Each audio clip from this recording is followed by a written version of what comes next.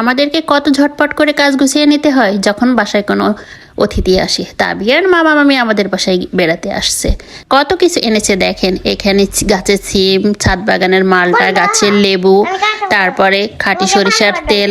আমার খালা আবার তাবিয়ার জন্য তার গাভীর দুধ পাঠিয়ে দিয়েছে কিছুটা পরিমাণে। আর তো দেখেন বিশালা সিম, এটা কুমড়ার বড়ি, আর কি আছে চালের গুঁড়া দিয়ে দিয়েছে, যে খেজুরের গুড়, আর দেশি মুরগির মাংস তাবিয়ার নানু রান্না করে তাবিয়ার জন্য পাঠিয়ে দিয়েছে। তো তার মামারা আসছে, সেই জন্য আমি আবার ঝটপট করে একটু লুটুস রান্না করে নিচ্ছিলাম। পেঁয়াজগুলোকে ভালো করে ভেজে আমি তারপরে কুচি করে রাখা কিছু টমেটো দিয়ে নেড়ে চেড়ে আবার 3টা ডিম ফেটিয়ে দিয়ে দিলাম। দিয়ে ডিমগুলোকে ভালো করে ভেজে নিয়ে উপরে আমার সিদ্ধ করে রাখা লুডুসগুলো দিয়ে দিলাম, দিয়ে ভালোভাবে নেড়ে চেড়ে নিচ্ছি উল্টে পাল্টে। যেহেতু তারা সন্ধ্যাবেলায় এসেছিল, এই জন্য আমি লুডোর সাথে দুধ চা আর বিস্কুট করে দিয়েছিলাম। আর রাতের জন্য খাবার রান্না করতেছি। এখানে আমি মুরগির মাংস রান্না করতেছি, ভালোভাবে মশলা কষিয়ে নিয়ে এই যে নেড়ে চেড়ে নিচ্ছি। এখানে আমি একটু টমেটো ব্যবহার করছি, মুরগির মাংসের সাথে টমেটোটা দিলে অনেক সুন্দর লাগে খাইতে। আবিয়া, আমি এখানে কি রান্না করছি দেখেছো? হ্যাঁ, মুরগির মাংস রান্না করছি। কাদের জন্য রান্না করছি? মামির জন্য। তোমার মামা মামি এসেছে? হ্যাঁ তাই? হ্যাঁ। তার জন্য আমি মুরগির মাংস ভালোভাবে কষিয়ে নিচ্ছি। দেখেছো এই যে তেল তেল উঠতেছে।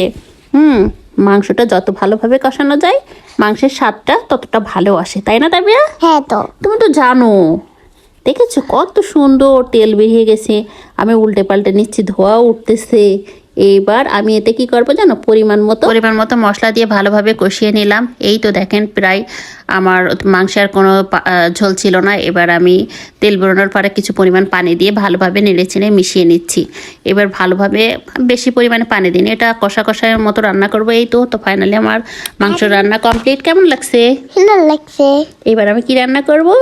ইলিশ মাছ দিয়ে বেগুন রান্না করতে। তার জন্য হালকা পরিমাণে আমি একটু বেগুনটাকে ভেজে নিচ্ছিলাম। এবার পেঁয়াজ ভেজে পরিমাণ মতো সব ধরনের মশলা দিয়ে নেড়ে চেড়ে নিচ্ছি। তারপরে আমার মশলা কষানো হলে এরপরে আমি কেটে ধুয়ে রাখা বেগুনগুলো দিয়ে দিলাম, দিয়ে ভালো করে নেড়ে চেড়ে নিচ্ছি। তবে আর কি বেগুন খেতে ভালো লাগে? হ্যাঁ, আমার ভালো লাগে বেগুন। ইলিশ মাছ দিয়ে বেগুন খুব মজার একটা রেসিপি, জানো?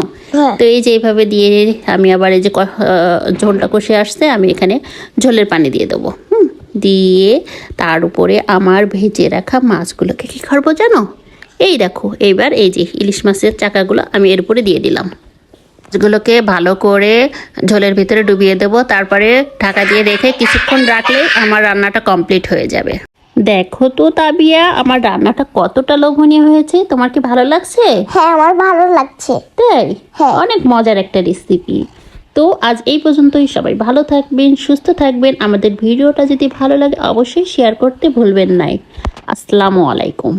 আল্লাহ হাফেজ। আল্লাহ হাফেজ।